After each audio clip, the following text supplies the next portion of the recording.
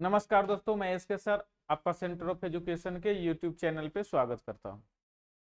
आज हम लोग जो सीरीज देख रहे हैं, जो पैटर्न चल रहा है, वो चल रहा है हमारा मैथ सेट का। और आज ये सेट नंबर 3 है। किसके लिए ये ज़्यादा फायदेमंद होने वाला है? तो ये आपका बिहार पुलिस, एएलपी, एमटीएस वालों के लिए ये रामबाण का काम करेगा। ये बिहार पुलिस, एएलपी और एमटीएस वाले में एकदम बेसिक क्वेश्चन पूछे जाते हैं। और बेसिक क्वेश्चन अगर आपको अच्छी तरह से सीखना और ज़्यादा से ज़्यादा प्रैक्टिस करना है, तो प्रैक्टिस के लिए आप जो है ना, इस तरह के वीडियो को सारा सीरीज एक से लेके जहाँ तक आपका मिलता है वो आप देखिए। अभी फिलहाल हम लोग देखेंगे सेट नंबर 3। और इसका जो पीडीएफ होगा वो टेलीग्राम चैनल पर मिल जाएगा। टेलीग्राम चैनल का लिंक नीचे डिस्क्रिप्शन में दे दिया जाएगा। ठीक है, तो हम लोग स्टार्ट करते हैं। चलिए, क्वेश्चन आ गया, क्वेश्चन स्टार्ट किया जाए। क्वेश्चन क्या कर रहा है कि एक सिंप्लीफिकेशन है और सिंप्लीफिकेशन का आपको वैल्यू निकालना है। तो सबसे पहले इसमें आपको याद रखना चाहिए बोर्ड मास। सिंप्लीफिकेशन के क्वेश्चन में बोर्ड मास अगर आपको याद रहता है तो आप इजी से किसी भी क्वेश्चन का, किसी भी प्रश्न का उत्तर आप दे सकते हैं। किसी भी प्रश्न का उत्तर आपको देना है तो आप इजी से दे सकते हैं। देखिए, अब हमारा आता है इसमें कि सबसे पहले किसकी क्रिया किया जाएगा। सबसे पहले इस बार की क्रिया किया जाता है, सबसे पहले इस बार का। अब इस बार का क्रिया में क्या होता है, इसको अगर हम सोल्व करना चाहें तो लिखेंगे 18 माइनस 18 माइनस 13। ये माइनस जो है पोस्ट का काम करता है, ये माइनस 18 हो जाएगा और माइनस इंटू प्लस माइनस हो जाएगा। और आपका दिख नहीं रहा है, ठीक है।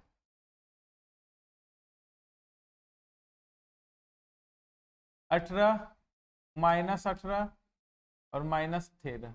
देखिए 18 से 18 कैंसिल हो गया, ये माइनस 13 बचा। और माइनस 13 और माइनस 13 और माइनस माइनस माइनस प्लस हो जाता है। तो यहाँ पर प्लस हो जाएगा, तो हम ये दोनों को सोल्व करेंगे तो हमारा आ जाएगा 25 और 13 38। कितना आ जाएगा 38। और 38 को 42 से घटाएंगे। देखिए 38 को 42 से घटाएंगे तो हमारा जो बचेगा 4। और 4 जो होगा माइनस हो जाएगा, यहाँ पर माइनस का साइन है इसलिए 4 माइनस हो जाएगा। तो माइनस अगर हम 4 में करेंगे तो 225 में से 4 माइनस करेंगे तो हमारा जो आंसर आ जाएगा 221। और 221 किस ऑप्शन में है? आपका ऑप्शन नंबर डी। तो इस तरह से आप बारी बारी से सॉल्यूशन कीजिए, बारी बारी से कैलकुलेट कीजिए। और इसको देख के हड़बड़ाने की जरूरत नहीं है, सॉल्यूशन इजी रहता है, बस आपको सही तरीके से करना है। यहाँ पर ये कुछ लोग घटा देंगे, जोड़ेंगे, तो इस तरह से आपका गड़बड़ हो जाएगा। आपको करना सबसे पहले क्या है, अंदर वाले ये मतलब ब्रैकेट का साइन को सबसे पहले जो है ना, बार वाले साइन को, इसको कैलकुलेट करना है। आगे बढ़ते हैं। आगे कहता है आगे जो क्वेश्चन कह रहा है कि रीता की आय रीचा से 15% कम है। रीचा की आय रीचा से 15% कम है। तो आप इस क्वेश्चन को कैसे बनाएंगे, ये इंपॉर्टेंट है। ये इस क्वेश्चन को कहते, तो रीता की आय और एक रीचा है, तो रीचा है और एक है रीता। अब देखिए रीता की आय जो है ना, रीचा की आय से 15% कम है। रीचा अगर 100 है तो 15% कम हो जाएगा, तो इसके पास 85 होगा। यानी इसके पास 100 रुपया होगा तो इसके पास 85 रुपीज होगा। तो बताइए कि ये जो है रीचा जो है इससे कितना ज्यादा है। तो आप नहीं बता पाएंगे कि कितना ज्यादा है, तो हम बता पाएंगे कि कितना ज्यादा है, तो 15 ज्यादा है। तो पूछ रहा परसेंटेज ज्यादा कितना होगा, कितना प्रतिशत अधिक होगा। तो अधिक कितना है, तो परसेंटेज अधिक बराबर होगा हमारा कितना अधिक है वो, गुना 100 डिवाइडेड बाई। अब डिवाइडेड बाई में आपको लिखने में प्रॉब्लम आता है कि नीचे में कौन सा लिखे, 100 लिखे या 85 लिखे। देखिए भाई, एकदम सीधा सीधा बात है। अगर ये ज्यादा हो रहा है तो सवाल होगा कि किससे ज्यादा, तो 85 से ज्यादा, तो नीचे आ जाएगा 85। अगर पूछा जाता कि कम हो रहा है तो किससे कम, तो 100 से कम। क्लियर है? तो ये होगा, तो हमारा कैंसिल कराएंगे 3 टाइम से कैंसिल हो जाएगा और ये 17 आ जाएगा।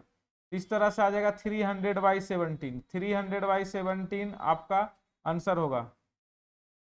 और ये आपका ऑप्शन नंबर में, सारे ऑप्शन में देखिए नीचे में 17 ही दिया हुआ है। इसको भागा लगा लीजिए, एक बार में लग जाएगा, बच जाएगा 13, 130, 17 से है ना 11.17। किस नंबर ऑप्शन का है? तो ऑप्शन नंबर डी आपका। एकदम आसान से क्वेश्चन समझने वाला है, बस आपको क्या करना है, डिवाइड आना चाहिए, मल्टीप्लीकेशन अच्छा आना चाहिए, तो आपको कहीं कोई प्रॉब्लम नहीं होने वाला है। ठीक है, तो आप आगे बढ़ते हैं। चलिए नेक्स्ट क्वेश्चन पे आते हैं। कह रहा है एक कंबल को इतना प्रतिशत और इतना प्रतिशत की छूट पर इतना में बेचा जाता है। देखिए छूट जो दिया जाता है वो मार्क प्राइस पर दिया जाता है, और मार्क प्राइस को हम लोग मान लेते हैं एक्स। क्यों? क्योंकि एक कंबल को मार्क प्राइस पर 2 बार छूट दिया गया, छूट देने के बाद उसको बेचा जाता है 680 में, तो कंबल का अंकित मूल्य क्या होगा? तो कंबल का अंकित मूल्य मतलब मार्क प्राइस, तो मार्क प्राइस क्या होगा जी? तो 100 रुपया है। उस पर एक बार 15% छूट दिया जाएगा तो कितना में बेचा जाएगा? 85/100 में बेचा जाएगा। दूसरी बार 20% छूट दिया जाएगा तो कितना में बेचा जाएगा? तो 80/100 में बेचा जाएगा। और इस तरह से आपको कितना टोटल पैसा पेड करना है उसको? तो 680 पेड करना है। जो कट रहा है उसको कटा सकते हैं, या 4 बार से कट जाएगा, 5 बार से कट जाएगा, और ये 17 बार से कट जाएगा। और ये देखिए 4 बार में कट जाएगा, 40 हो जाएगा। 4 बार में और कोई कट रहा है। इस तरह से एक्स का जो वैल्यू आपको देखिए मिल रहा है, यहाँ से 100 बच गया, यहाँ पर एक 0 और बच गया। इस तरह से आपका आंसर हो जाएगा 1000, और 1000 आपका क्या होगा? अंकित मूल्य। अंकित मूल्य आपका जो पूछा था वो 1000 आ जाएगा। इस तरह से आप निकाल सकते हैं। कभी भी छूट डिस्काउंट की बात करेगा तो डिस्काउंट दिया जाता है हमेशा मार्क प्राइस पर, और डिस्काउंट देने के बाद जो हम लोग का वैल्यू आता है वो सेल प्राइस आता है। क्या आता है? Sale price. तो इन सभी चीजों को आपको ध्यान रखना है। चलिए आगे बढ़ते हैं। बहुत धीरे धीरे, बहुत स्लो स्लो चलेगा, कोई टेंशन लेने की जरूरत है नहीं। कहता है एक व्यक्ति ने अपना फर्नीचर 25% के लाभ पर बेचा। देखिए अगर किसी का रेट 100 रुपया था तो वो क्या करता है, बेच कितना में रहा है वो? अगर किसी का कॉस्ट प्राइस 100 रुपया है तो वो 100% है, तो बेच कितना परसेंट में रहा था? 125%। अब कहता है अगर 15% हानि पर इसको बेचता, तो अगर उसे 15% हानि पर बेचता तो कितना में बेचता? तो भाई इसको बेचता 85 में, 85% में बेचता। तो बोल रहा है तो उसे इतना रुपया कम प्राप्त होता। इसका मतलब क्या हुआ कि पैसे में उसे कम कितना प्राप्त होता? तो 800 रुपया। लेकिन परसेंटेज में कितना कम में बेच रहा है ये निकालना है। तो ये परसेंटेज में कम में बेच रहा है 125 माइनस कितना करेंगे? 85। देखिए ये दोनों के बीच का जो अंतर आएगा 125 और 85 का, वही अंतर जो है रुपया का आएगा। तो यहां से हम घटाएंगे तो आ जाएगा 40%। क्या आएगा? 40%। 40% मतलब 0 से 0 कैंसिल हो गया, और ये 4 से कट जाएगा 20 बार में। तो 1% का वैल्यू आया 20। और हम आपको बता चुके हैं कि कॉस्ट प्राइस आपका कितना है? 100%। वही पूछ रहा है हमेशा क्रयमूल्य आप बता दीजिए, find the cost price. Cost price 100% होता है, तो 100% का वैल्यू आपको मालूम हो गया 2000 रुपया। और ये ऑप्शन नंबर डी में दिया गया है। तो इस तरह का ही क्वेश्चन आपसे एग्जाम में पूछता है। आप इस तरह का क्वेश्चन ही एग्जाम में ऐसे ही बनाएंगे, एकदम सीधे सीधे इजी तरीके से बनाएंगे। नेक्स्ट क्वेश्चन पे आते हैं। नेक्स्ट क्वेश्चन आपका ये कहता है क्या कि अगर आपका प्रिंसिपल दे दिया है, मूलधन दे दिया है, साधारण ब्याज दे दिया है, रेट दे दिया है, तो आपसे टाइम पूछ रहा है। ये टाइम का जो फॉर्मूला होता है वो होता है SI/100 divided by P into R। अब आपका सब कुछ दिया है। SI देखिए आपका 2000 दे दिया है, लिख दीजिए, इंटू 100 है तो 100 लिख दीजिए, डिवाइडेड बाय प्रिंसिपल आपका 5000 दिया हुआ है वो भी लिख दीजिए, रेट क्या दिया हुआ है 10% दिया हुआ है तो वो भी लिख दीजिए। आप जितना 0 से कटाना चाहते हैं आप कटा लीजिए, है ना। 5 से कट कैंसिल हो जाएगा 2 से, इस तरह से 4% आपका आंसर होगा, 4% आपका आंसर हो जाएगा।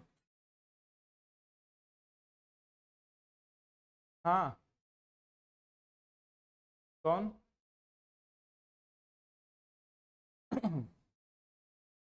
इस तरह से हमारा 4% क्या हुआ, आंसर आ गया। सॉरी 4% नहीं, 4 ईयर, क्योंकि टाइम दिया है तो 4 ईयर आपका, 4 ईयर आपका टाइम लग रहा है, 4 ईयर। नेक्स्ट पर आते हैं आपका, क्योंकि एकदम सीधा सीधा क्वेश्चन है, सभी लोग जानते हैं कि टाइम बराबर ये होता है, इसमें कुछ बताने की जरूरत है नहीं। इसमें आप देखिए ये कह रहा है चतुर्थ चतुर्थानुपाती निकालना है, फोर्थ प्रोपोर्शनल निकालना है। फोर्थ प्रोपोर्शनल जो होता है, आप इस बात को समझेंगे कि ए बटा बी बराबर बी डी बटा डी, है ना। ये डी जो होता है लास्ट वाला जो होता है फोर्थ प्रोपोर्शनल होता है, ये फर्स्ट वाला होता है, फर्स्ट वाला हो जाता है प्रथम प्रोपोर्शनल, मतलब फर्स्ट प्रोपोर्शनल, और प्रथमानुपात। ये बीच वाला जो होता है मध्यानुपात, सी वाला हो जाता है तृतीय अनुपात, और डी वाला जो होता है चतुर्थ अनुपात। और आपको ये चतुर्थ अनुपात पूछ रहा है, दिया क्या है, ए का वैल्यू दिया हुआ है 10, बी का वैल्यू दिया हुआ है 12, सी का वैल्यू दिया हुआ है 15, और डी का वैल्यू आपसे पूछ रहा है।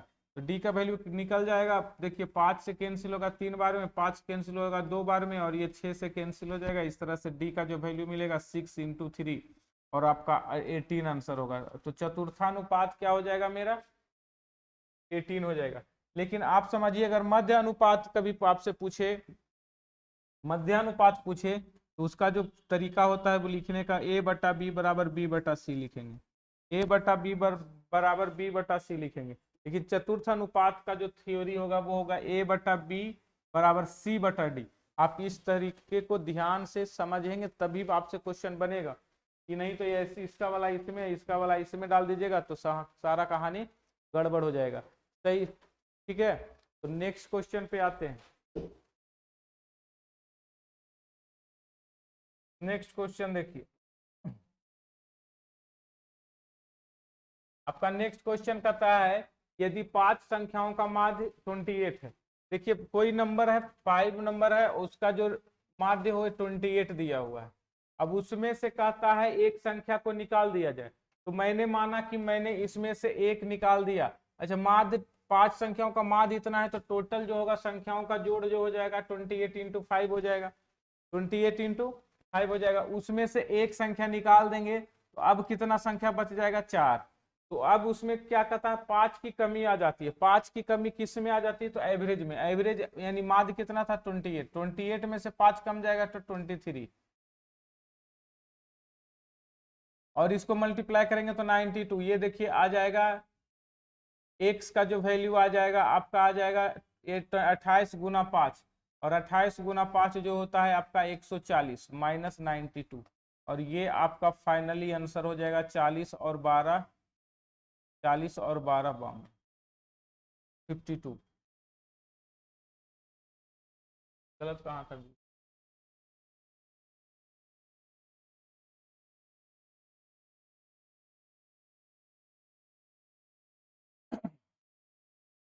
48,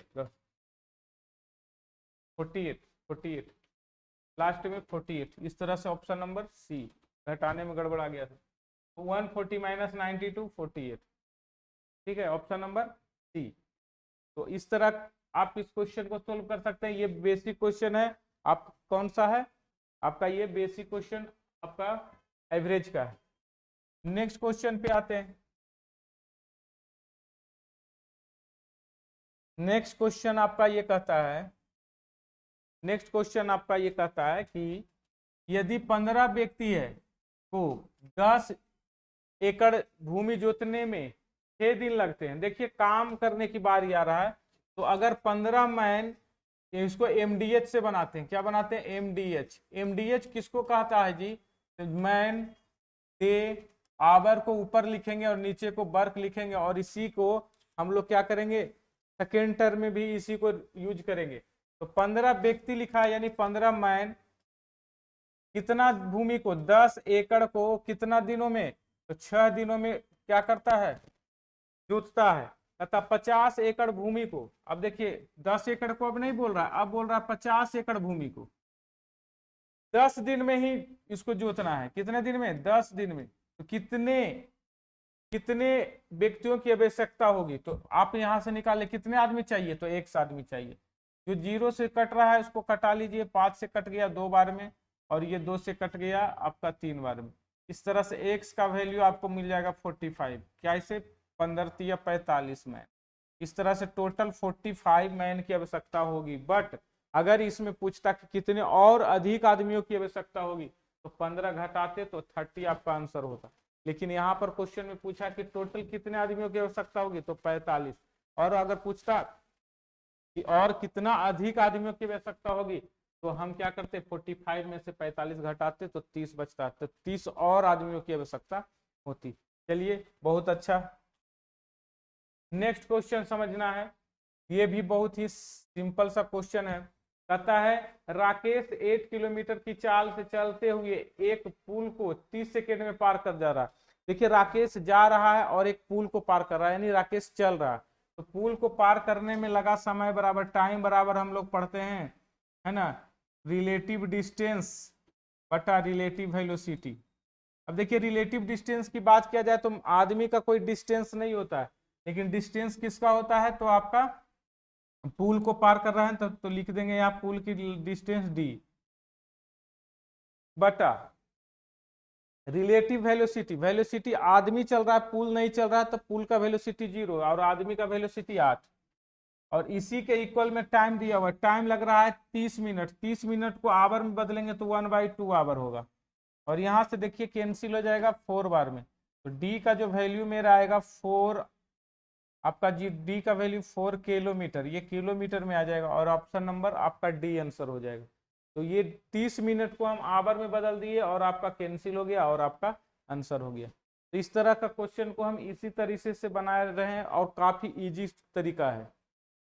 क्वेश्चन का स्टैंडर्ड भी काफी इजी है, क्योंकि ये क्वेश्चन बिहार पुलिस में पूछा जा चुका है, आपका एएलपी के लिए एप्लीकेबल है, एमटीएस वालों के लिए ये इजी क्वेश्चन है। इस क्वेश्चन के लिए आपको देखिए तरीका भी बताया जा चुका है।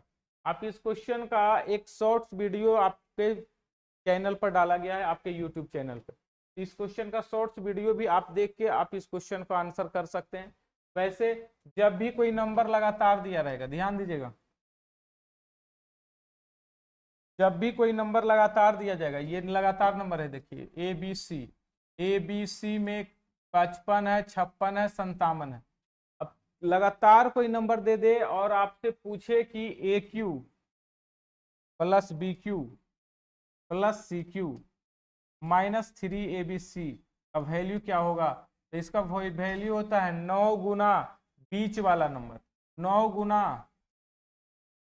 बीच वाला नंबर। अब 9 गुना बीच वाला नंबर का मतलब क्या हुआ, बीच वाला नंबर 55, 56, 57 में बीच वाला है 356, और इसको मल्टीप्लाई करेंगे तो आ जाएगा 9 छक 54, है ना, मल्टीप्लाई कर लीजिए 3204 आपका आंसर हो जाएगा, 3204 यही आपका आंसर हो जाएगा। आप इसको याद कर सकते हैं, नहीं तो अगर आप इसका फॉर्मूला पढ़ना चाहते हैं तो इसका फॉर्मूला होता है 1/2 इंटू, है ना, 1/2 into A plus B plus C into A minus B का whole square plus B minus C का whole square plus C minus A का होल स्क्वायर, यही होता है फॉर्मूला। और आप इसको फॉर्मूले को पुट करके भी बना सकते हैं, कोई दिक्कत नहीं है, इसमें थोड़ा टाइम लगेगा। और ये डायरेक्ट बन गया 9 इंटू बीच वाला नंबर। आपका इस क्वेश्चन का एकदम फिक्स कर दीजिए, इस क्वेश्चन का आंसर यही होना है, कौन सा होना है, 9 इंटू बीच वाला नंबर। चलिए आगे बढ़ते हैं।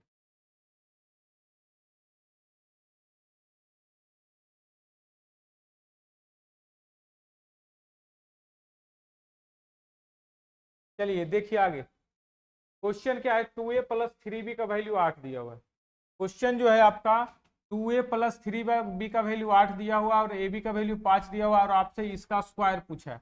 इसका मतलब साफ है कि 2a प्लस 3b, इसका पूरा का पूरा यही साफ क्लियर कर दिया है कि इसका होल स्क्वायर आप जब करेंगे तो आप मिल जाएगा 4a square plus 9b square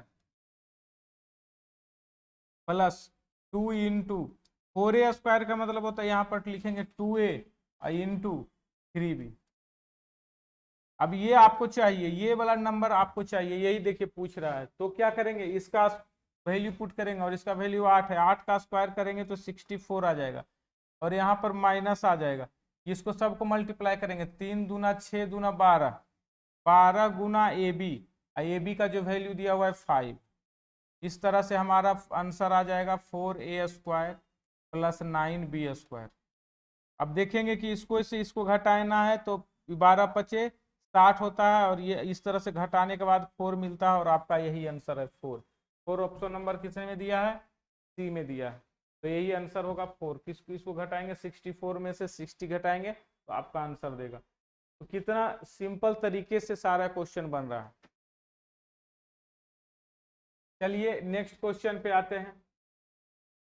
next question आपका क्या कह रहा है कि दो संख्याओं को अगर हम जोड़ दें तो 15 आ जाए। एकदम सोचने वाली है, दो संख्याओं को जोड़ दें तो 15 आ जाएगा और दोनों को गुना कर दें तो हमारा 14 आ जाएगा। तो ये दो नंबर कौन कौन सा हो सकता है, एक नंबर 14 इंटू 1 हो सकता है, तभी ऐसा संभव है क्योंकि 14 प्लस 1 आपका 15 होता है।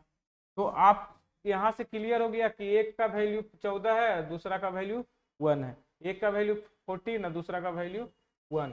तो आपसे पूछ रहा है कि बताइए x माइनस वाई का मान क्या होगा। x माइनस वाई का जो मान होगा वो मेरा होगा 14 अब माइनस 1, इसका मतलब 13 आंसर आएगा। तो हम इसको पुट करके भी आप ऐसे बना सकते हैं, लेकिन जिनको लंबा बनाने का आदत है वो ऐसे निकाल सकते हैं कि x माइनस वाई का होल स्क्वायर बराबर होता है x प्लस वाई का होल स्क्वायर और माइनस 4xy। आप इस तरीके से भी बना सकते हैं इस क्वेश्चन को, और इस क्वेश्चन को जब बनाएंगे x प्लस वाई का होल स्क्वायर मतलब 15 का स्क्वायर माइनस 4 इंटू 14 है ना। इस 15 का स्क्वायर जो होता है आपका कितना हो जाता है, 225 होता है, 14 चौका 56 56 होता है। हम यहाँ से घटाएंगे और आंसर लाएंगे तो 169 आपका आएगा और इसका अंडर रूट करेंगे तो आ जाएगा 13। देखिए किसमें कैलकुलेशन ज़्यादा है, इसमें कैलकुलेशन कम है। तो तरीका आपको सब कुछ आना चाहिए जिससे कि आपको क्वेश्चन बनाने में आसानी हो। तो समझ रहे हैं, तरीका आपको सब कुछ आना चाहिए, जरूरी है। ठीक है, नेक्स्ट क्वेश्चन पे आते हैं। नेक्स्ट क्वेश्चन क्या कहता है आपका, नेक्स्ट क्वेश्चन आपका ये है, बेसिक क्वेश्चन है। कह रहा है नेक्स्ट क्वेश्चन आपका कि x का मान बता दीजिए। ये एक फिगर दिया हुआ और उसमें से ये x है, ये 4 है, ये 6 है। जब भी ऐसा कंडीशन आता है तो आपको जब भी क्वेश्चन पूछता है तो आप क्या करेंगे, इसका फॉर्मूला लिखेंगे और इसका जो फॉर्मूला होता है, ये अगर ये टेंजेंट है और ये कोड है, कोड और टेंजेंट मिलता है तो हम लिखते हैं इसका स्क्वायर, यानी इसमें जो दिया गया है वो जेड का स्क्वायर बराबर जो हम लिख सकते हैं एक्स जेड गुना वाई जेड, ये होगा। अब आप देखेंगे कि जेड का स्क्वायर मतलब 6 का स्क्वायर बराबर एक्स जेड का मतलब हो जाता है x प्लस 4 और वाई जेड का मतलब दिया हुआ है वहां पर 4 और यहाँ से कैंसिल हो जाएगा 9 बार में, है ना। तो यहाँ से x का जो वैल्यू मेरे को मिलेगा वो 9 माइनस 4 मिलेगा और वो 5 होता है, 9 माइनस 4 जो कि 5 होता है। आपका यही आंसर हो जाएगा, 9 माइनस 4 आपका आंसर हो जाएगा।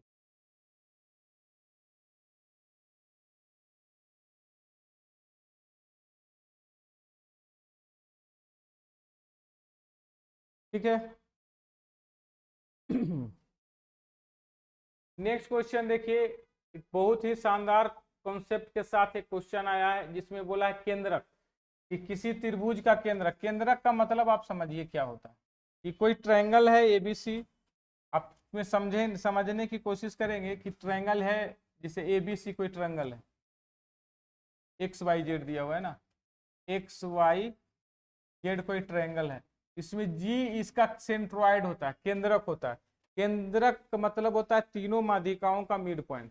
तीनों माध्यिका, एक माध्यिका, दो माध्यिका और तीन माध्यिका, तीन माध्यिका जिस पॉइंट पर मिलती है उसको क्या बोलते हैं, केंद्रक, यानी जी केंद्रक है। और ये जो है ए एक्स और इसमें एक लिखा है एक्स और एल, एक्सएल एक माध्यिका है जिसकी लंबाई 18 सेंटीमीटर, और ये पूरा का पूरा 18 सेंटीमीटर दिया हुआ है। लेकिन हम लोग जानते हैं कि माध्यिका जो होता है ना, ये जो सेंट्रॉइड जो होता है माध्यिका को 2:1 में बांटता है, माध्यिका को 2:1 में बांटा जाता है। कौन बांटता है, वो सेंट्रॉइड। देखिए 2 और 1 3 हो गया, और रेशियो 3 का जो वैल्यू होता है वो पूरा एक, 3 का वैल्यू दिया हुआ है 18, एक का मतलब होता है 6। लेकिन आपसे जो पूछा है वो बताइए, एक्स जी का लंबाई पूछा, एक्स जी मतलब ऊपर वाला, नीचे वाला का लंबाई हम 6 ला दिए, लेकिन ऊपर वाला का लंबाई निकालने के लिए बोलेगा तो 2 बराबर, तो रेशियो 2 का वैल्यू हो जाएगा 12, और यही आपका सीएम है, तो सीएम आंसर होगा 12 सेंटीमीटर आपका आंसर होगा। और माध्यिका का माध्यिका से ही सेंट्रॉइड का निर्माण होता है, माध्यिका से सेंट्रॉइड का निर्माण होता है। सेंट्रॉइड मतलब केंद्रक, माध्यिका मतलब मीडियम, मीडियम से। तो इस तरह से हमारा आंसर इसका जो आ गया 2, 2 का वैल्यू यानी कि है ना एक्स जी का वैल्यू आपका 2 मिल गया। चलिए आज का लास्ट और अंतिम क्वेश्चन और कॉन्सेप्चुअल क्वेश्चन। क्वेश्चन देखिए, क्वेश्चन में क्या कर रहा है कि इसका जो वैल्यू दिया हुआ है वो आपका 150 दिया हुआ है, इसका जो वैल्यू दिया हुआ है वो आपका 150 दिया हुआ है इसका वैल्यू, और आपसे पूछ रहा है कि ये वाला का वैल्यू क्या होगा। तो हम लोग पढ़े हैं कि एक ही जीवा के द्वारा सेंटर पर बनने वाला जो कोण होता है इस कोण का दुगना होता है, और इस कोण का ये आधा होता है। तो हम लोग पढ़े हैं कि इसका इस एंगल का ये आधा होता है, यानी 75 हो जाएगा, 150 का आधा 75 हो जाएगा। और ये ऑप्शन नंबर देखिए सी में दिया हुआ है, ऑप्शन नंबर सी में दिया हुआ है। आपको कभी भी ज्योमेट्री वगैरह का देखना है और कोई प्रॉब्लम है तो आप जो है इसका वीडियो डाला जा चुका है ग्रुप में, आप प्ले लिस्ट में जाकर इसको ढूंढिए, और ये इसका भी प्ले लिस्ट बना दिया गया है, तो आपका तीनों वीडियो एक साथ मिल जाएगा प्ले लिस्ट में, ठीक है। तो प्ले लिस्ट में जाकर वीडियो ढूंढिए और वहाँ से पूरा बात कीजिए, जिससे एग्जाम के लिए आपको बड़ा काफ़ी बेनिफिशियल होगा। और पीडीएफ के लिए आप क्या करेंगे, टेलीग्राम ज्वाइन करेंगे, और टेलीग्राम पर आपका इसका पीडीएफ डाला जाएगा, ठीक है। तो बहुत बहुत धन्यवाद।